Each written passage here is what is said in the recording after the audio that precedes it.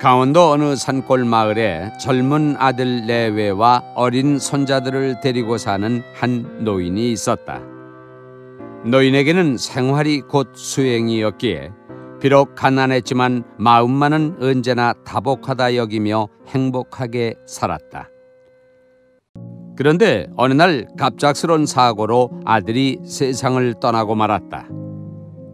자신의 미ung 또한 얼마 남지 않았음을 알게 된 노인은 뒤에 남게 될 가족 걱정으로 앞이 막막했다.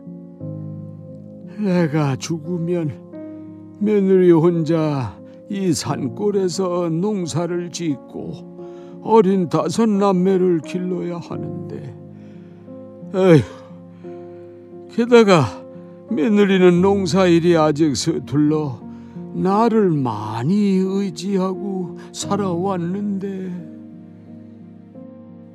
며칠을 고민한 끝에 노인은 다시 태어나 며느리를 돕기로 마음을 먹었다. 노인이 죽고 몇 달 후 집에서 기르던 암소가 아주 건강한 숫송아지를 낳았다.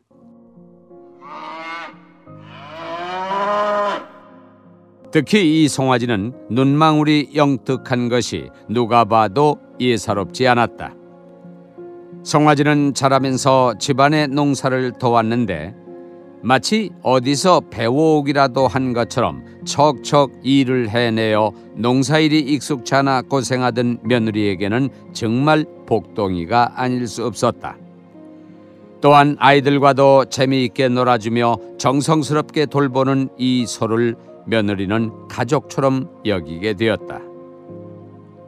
어느 날 며느리가 밭에서 일을 하다가 뱀에게 발목을 물려 며칠 동안 꼼짝 못하고 앓아 누워 있었다.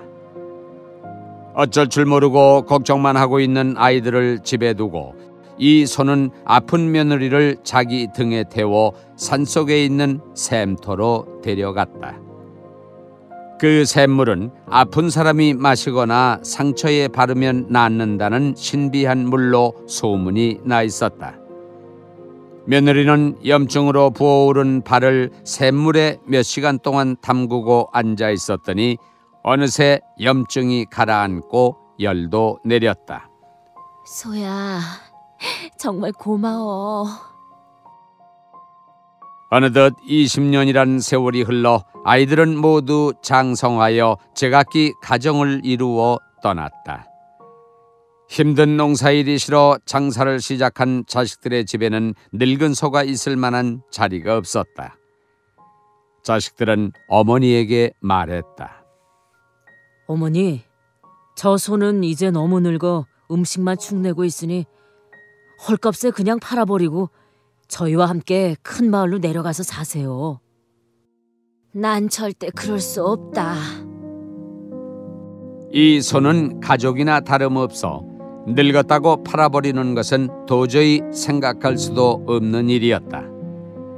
결국 며느리는 자식들의 만류에도 불구하고 늙은 소와 함께 산골 집에 그냥 머물기로 했다.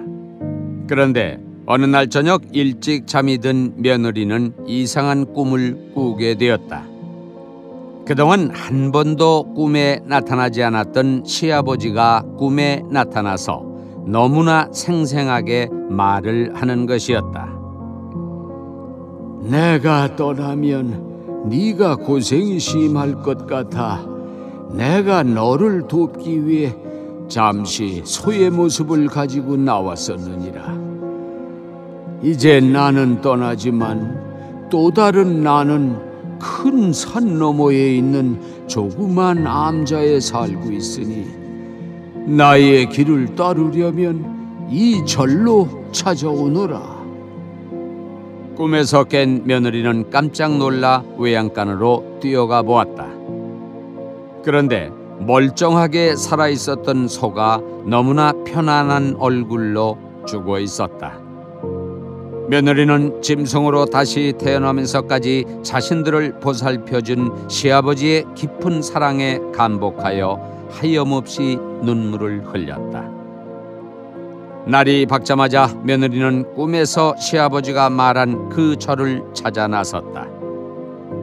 며칠을 걸어 암자에 다다르니 정말로 그곳에 한 20살쯤 되어 보이는 젊은 스님이 홀로 수행을 하며 살고 있었다.